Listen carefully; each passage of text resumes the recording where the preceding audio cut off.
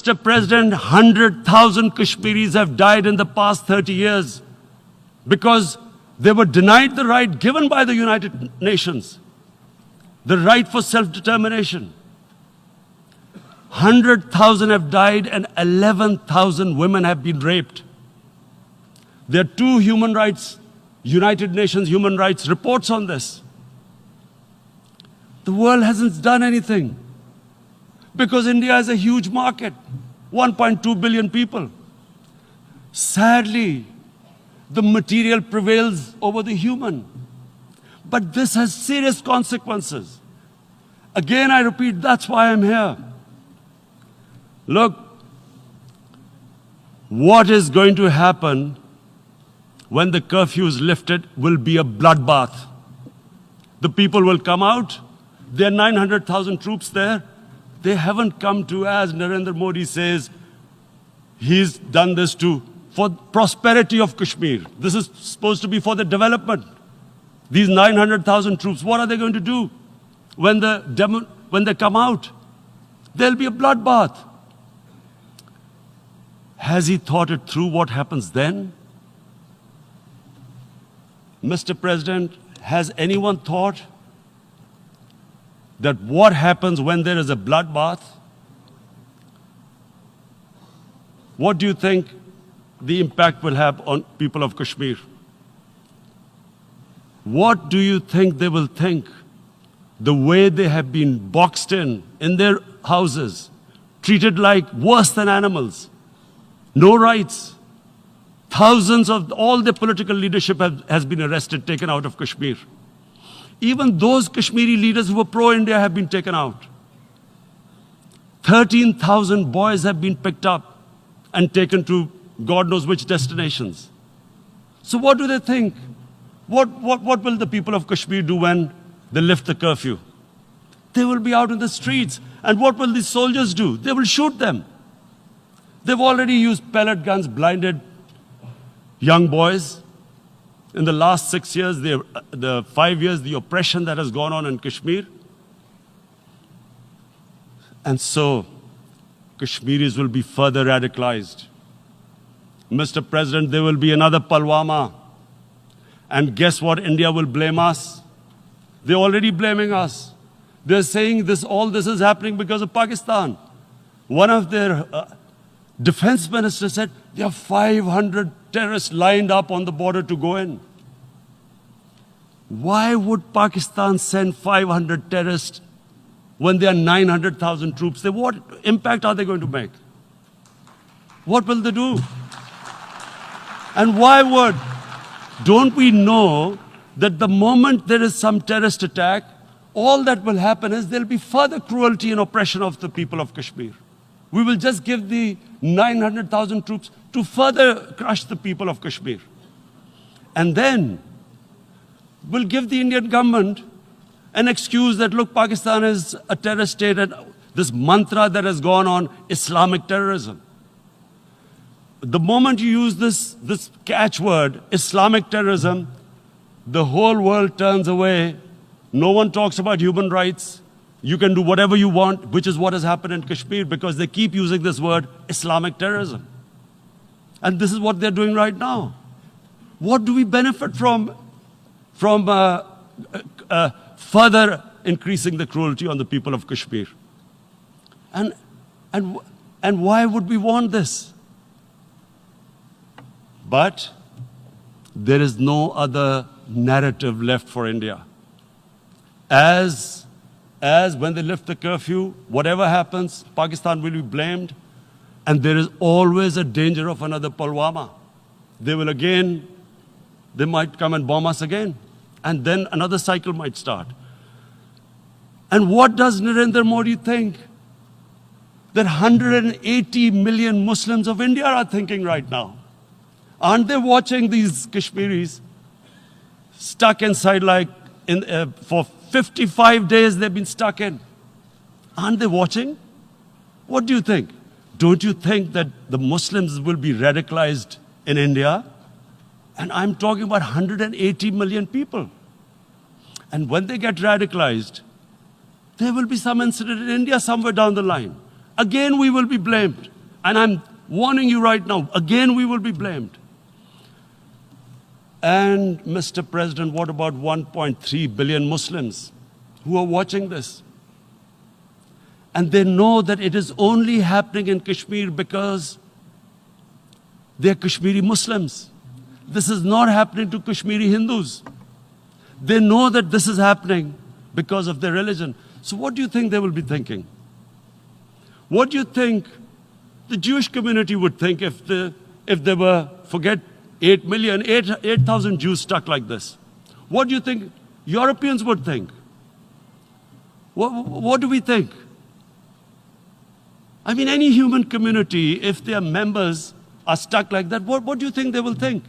Are we a children of a lesser God? Is it not going to cause us pain? And then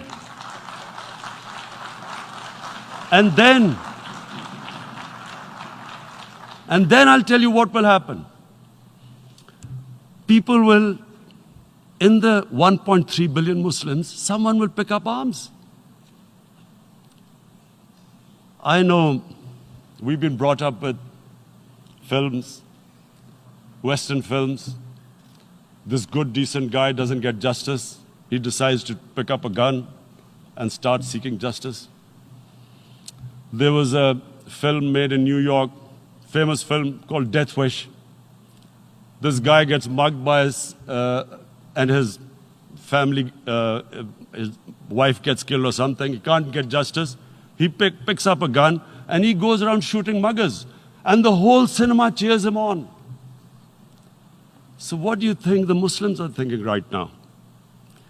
If there is a bloodbath, there will be Muslims becoming radicals, not because of Islam, but because of what they will see, that there's no justice when it comes to Muslims. There were Rohingya Muslims, Myanmar, who are, God knows, almost 1 million people out, ethnic cleansing. What was the response of the world community? So what do you think will be the response of 1.3 billion Muslims? I picture myself. I'm in Kashmir. I've been locked up for 55 days. I've heard about, and there are rapes, Indian Army going into homes, soldiers. Would I want to live this humiliation? Would I want to live like that? I would pick up a gun. You're forcing people. You are forcing people into radicalization.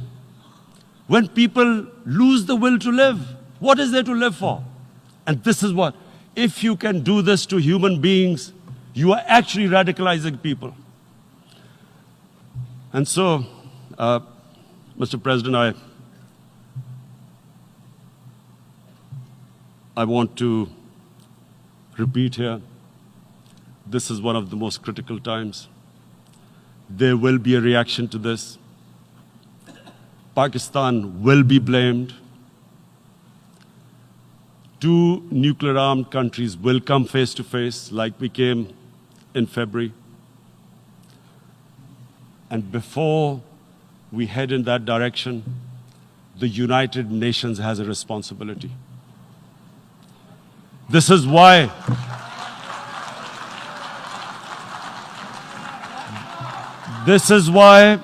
the United Nations came into being in 1945. You were supposed to stop this happening. I feel we are back to 1939, Munich. Czechoslovakia has been taken, annexed. What is the world community going to do? Is it going to appease a market of 1.2 billion, or is it going to stand up for justice and humanity?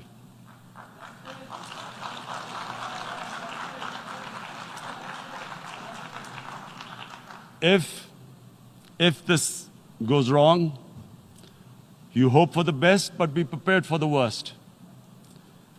If a conventional war starts between the 2 countries, Mr. President, if a conventional war starts, and anything could happen. But supposing a country 7 times smaller than its neighbor is faced with the choice, either you surrender or you fight for your freedom till death, what will we do? I ask myself this question. And my belief is, la ilaha illallah, there is no God but one. And we will fight. And when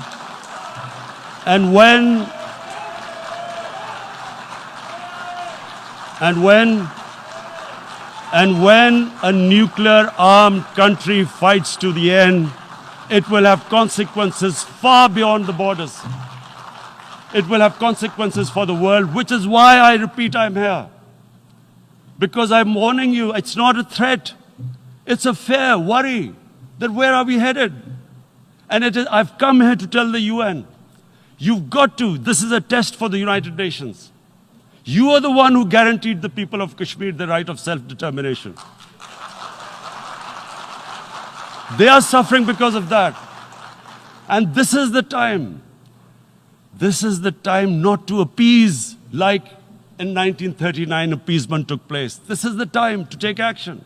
And number one action must be that India must lift this inhuman curfew, which has lasted for 55 days. It must free all political prisoners, and especially those 13,000 boys that have been picked up. Parents don't know where they've disappeared. And then the world community must give the people of Kashmir their right of self-determination.